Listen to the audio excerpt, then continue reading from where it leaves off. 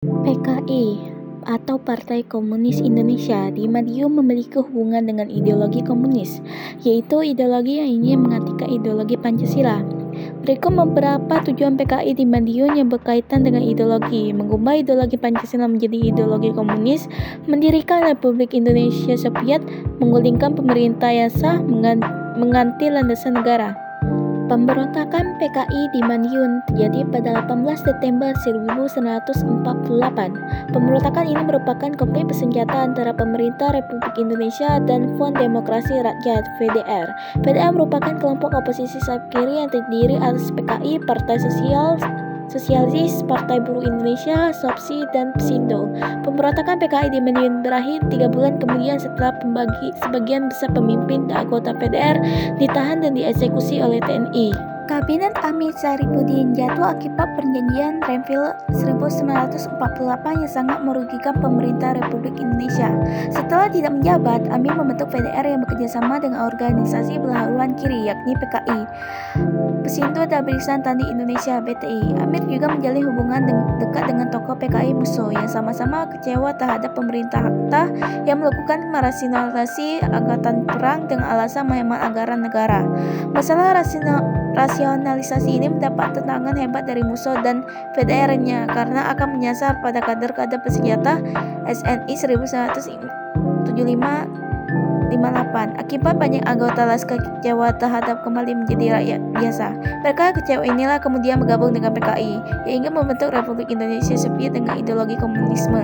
Upaya merebut kekuasaan yang dilakukan PKI pada 18 September 1948 di Madiun, Jawa Timur merupakan kelanjutan dari peristiwa sebelumnya di Yogyakarta.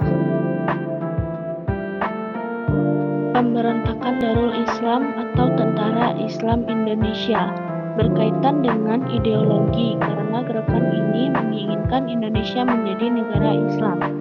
Berikut beberapa hal yang berkaitan dengan ideologi dalam pemberontakan DI atau TII. Ideologi Islam. DI atau TII memperjuangkan ideologi Islam dengan mengakui eksistensi Negara Islam Indonesia atau NII. Konflik politik pertama. Pemberontakan DI atau TII merupakan konflik politik pertama yang terjadi di Indonesia setelah kemerdekaan. Perbedaan ideologi. Pemberontakan DI atau TII terjadi karena adanya perbedaan ideologi, yaitu keinginan sebagian rakyat Indonesia untuk memiliki negara berbasis ideologi Islam. Kekecewaan terhadap pemerintah. Pemberontakan DI atau TII juga karena kekecewaan rakyat Indonesia terhadap pemerintah, terutama setelah ditandatanganinya Perjanjian Renville. Operasi Pagar Betis. Pemerintah Indonesia mengatasi keberadaan DI atau TII dengan melakukan operasi Pagar Betis untuk membatasi pergerakan DI atau TII. Sebelum peristiwa G30S atau PKI terjadi, PKI merupakan partai berhaluan komunis terbesar nomor 3 di dunia, setelah Partai Komunis Uni Soviet dan Partai Komunis Cina. PKI memiliki pengaruh besar di Indonesia yang dapat dilihat dari kemenangan partai tersebut pada pemilu 1955. Saat itu, PKI menduduki posisi keempat dengan pemilih sebanyak 16% atau setara dengan 2 juta orang penduduk Indonesia. G30S atau PKI merupakan gerakan yang bertujuan untuk mengkudeta pemerintahan Presiden Soekarno dan mengubah Indonesia menjadi negara komunis. Gerakan ini dipimpin oleh DN Aidit yang saat ini merupakan ketua dari PKI. Peristiwa G30S atau PKI telah memberikan dampak negatif dalam kehidupan sosial dan politik masyarakat di Indonesia. Bahkan setelah peristiwa tersebut berakhir, kondisi politik Indonesia masih belum stabil. Situasi nasional sangat menyedihkan karena kehidupan ideologi nasional belum mapan. Sementara itu, kondisi politik juga belum stabil karena sering terjadi konflik antar partai politik. Pemberontakan Republik Maluku Selatan RMS merupakan salah satu pergolakan yang terjadi setelah Indonesia merdeka pada 1945. Tepatnya, pemberontakan RMS terjadi tanggal 25 April 1950 yang dipimpin oleh mantan Jaksa Agung Negara Indonesia Timur. Salah satu tujuan dilakukannya pemberontakan RMS adalah agar wilayah Maluku dapat berdiri sendiri dan lepas dari Negara Kesatuan Republik Indonesia (NKRI). Pemberontakan pun berjalan cukup pelik. Pemerintah Indonesia memutuskan menumpas pemberontakan RMS dengan melakukan operasi militer. Terjadinya pemberontakan RMS dilatar belakangi oleh peristiwa bergabungnya Maluku ke dalam NKRI. Keputusan ini menuai banyak dukungan sekaligus pertentangan. Salah satu tokoh yang menentang bergabungnya Maluku ke dalam NKRI adalah Manu Sama, seseorang pejuang RMS. Salah satu keputusan dalam pemberontakan Republik Maluku Selatan adalah hukuman mati yang dijatuhkan kepada Soe Mokil oleh Mahkamah Militer Luar Biasa. Berikut keputusan lain yang terjadi dalam pemberontakan RMS. Setelah RMS kalah di Ambon, pemerintah RMS mengungsi dari pulau-pulau yang sebelumnya ditempati dan membuat pemerintahan dalam pengasingan di Belanda. Sekitar 12.000 tentara Maluku bersama keluarganya berangkat ke Belanda setahun setelahnya. Pemberontakan RMS berakhir setelah Soe Mokil dan beberapa pengikutnya ditangkap pada 12 Desember 1963. Soe Mokil menjalani proses persidangan di pengadilan dan dijatuhi hukuman mati pada 12 April 1966. Pemberontakan RMS dilatar belakangi oleh peristiwa bergabungnya Maluku ke dalam NKRI.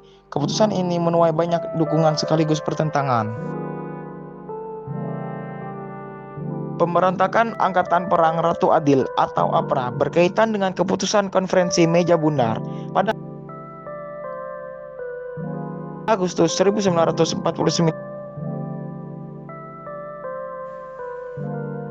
Pemberontakan Angkatan Perang Ratu Adil atau APRA berkaitan dengan keputusan Konferensi Meja Bundar pada Agustus 1949 yang memutuskan untuk membubarkan negara federal bentukan Belanda. Berikut beberapa hal yang melatar belakangi pemberontakan APRA. APRA tidak setuju dengan keputusan KMB yang membubarkan Republik Indonesia Serikat. APRA merasa dirugikan dan takut diancam jika bersatu dengan TNI. APRA mempertahankan bentuk negara federal karena menolak RIS yang dianggap terlalu Jawa sentris. Pada 5 Januari 1950, Kapten Raymond Westerling, mantan Kapten KNI, mengirimkan ultimatum kepada pemerintah RIS yang mengakui negara bagian Pasundan dan APRA sebagai tentara Pasundan.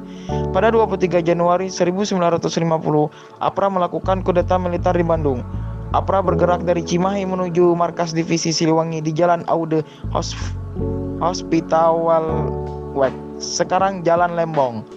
Pertempuran terjadi antara 800 pasukan APRA melawan 100 tentara Siliwangi yang tersisa di markas. APRA berhasil menguasai markas Siliwangi. Pemerintah melancarkan operasi militer untuk menumpas APRA pada 24 Januari 1950. Pasukan APRA akhirnya berhasil ditumpas oleh APRIS. Pemerintah Revolusioner Republik Indonesia atau yang disingkat PRRI adalah gerakan oposisi pemerintah daerah terhadap pemerintah pusat yang muncul pada tahun 1950 di Sumatera.